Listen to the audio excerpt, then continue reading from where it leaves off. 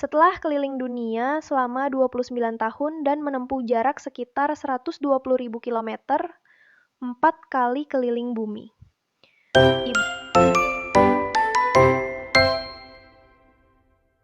Hai, selamat datang di channel Anina. Di sini setiap cerita punya makna dan setiap suara punya kisah. Kalau kamu suka dengar cerita-cerita sejarah, unik, menyentuh, atau bahkan bikin merinding, channel ini cocok banget buat kamu.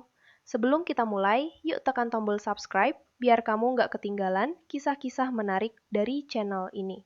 Kalian tahu nggak sih, sebelum Marco Polo, penjelajah barat yang kalian kenal sebagai penjelajah dunia yang hebat, sebelumnya ada satu orang penjelajah muslim yang sudah lebih dulu menjelajah dunia, mulai dari Afrika hingga Asia.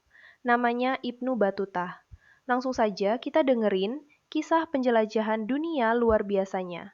Yuk, bayangin deh, hidup di abad ke-14 tanpa pesawat, tanpa kereta cepat, bahkan belum ada peta digital.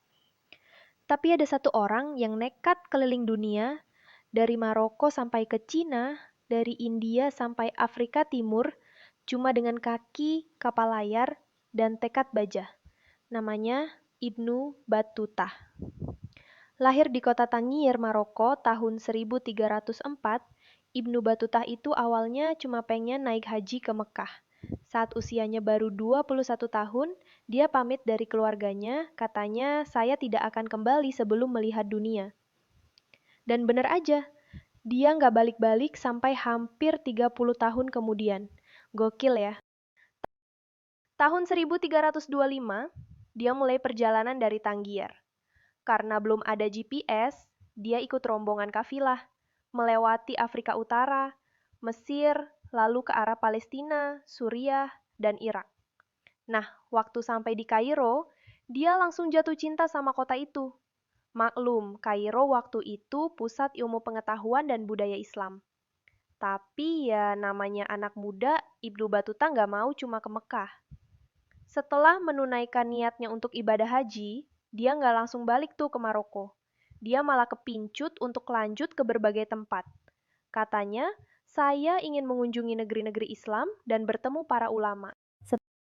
Setelah haji, dia mampir ke Yaman, lalu naik kapal ke pesisir timur Afrika, Somalia, Kenya, Tanzania.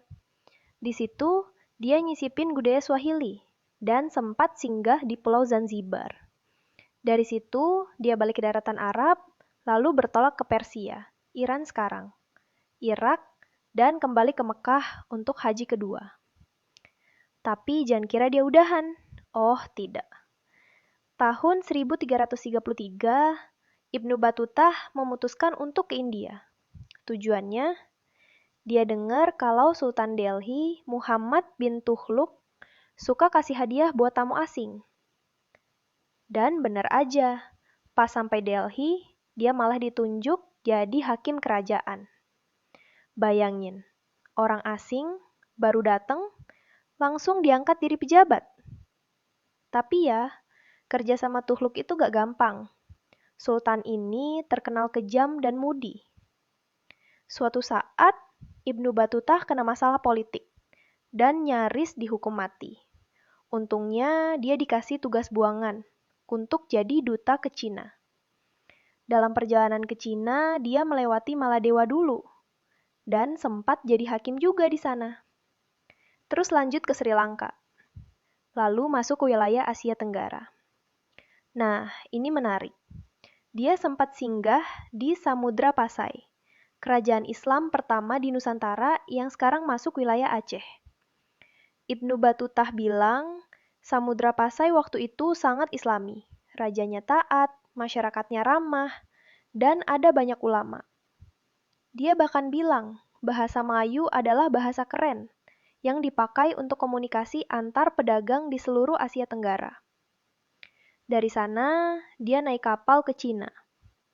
Sampai juga dia di Quzhou, kota pelabuhan besar waktu itu. Di Cina, dia terkagum-kagum sama teknologi dan kota yang tertata rapi. Tapi karena rindu kampung halaman, dia memutuskan buat pulang. Tapi ya jalannya muter-muter lagi. balik lagi lewat jalur Afrika dan Andalusia. Dalam perjalanan pulang, dia lewat Asia Tengah, sempat singgah di Samarkand, lalu balik ke Mekah lagi. Dan akhirnya kembali ke Maroko sekitar tahun 1354. Tapi belum selesai, bro. Dia sempat diminta Sultan Maroko buat jadi duta ke Andalusia, Spanyol Islam, dan ke wilayah Kerajaan Mali di Afrika Barat, ke Timbuktu, kota ilmu pengetahuan saat itu. Akhir petualangan. Setelah keliling dunia selama 29 tahun dan menempuh jarak sekitar 120.000 km, 4 kali keliling bumi, Ibnu Batutah akhirnya menetap di Maroko. Dia diminta oleh Sultan Abu Inan untuk mendiktekan semua kisahnya ke seorang penulis bernama Ibn Juzay. Hasilnya adalah kitab legendaris berjudul Rihlah, si Perjalanan. Kisah Ibnu Batutah bukan cuma soal petualangan, tapi juga catatan sejarah hidup dari banyak tempat di dunia Islam dan sekitarnya. Budaya, politik, ekonomi, dan masyarakat. Dia jadi semacam Google Maps hidup versi abad ke-14. Walau nggak sepopuler Marco Polo di dunia barat, Ibnu Batutah adalah musafir muslim terbesar dalam sejarah dan kisahnya masih menginspirasi sampai hari ini. Jadi, kapan terakhir kali kamu merasa hidupmu monoton? Mungkin kita nggak perlu keliling dunia kayak Ibnu Batutah, tapi semangatnya untuk belajar, bertemu orang baru, dan melihat dunia dari sudut yang berbeda, itu yang patut ditiru. Siapa tahu perjalanan kecilmu hari ini bisa jadi kisah besar besok. Pariwilonggau. Sekian video kali ini. Terima kasih buat kalian yang sudah tonton video ini sampai selesai. Silahkan tulis saran dan kisah-kisah menarik apa lagi yang ingin saya ceritakan di kolom komentar. Jangan lupa subscribe, like, komen, dan share. Serta nyalain tombol loncengnya agar kalian dapat notifikasi kalau nanti aku upload video baru. See you on the next video, Sobat Anina. Bye!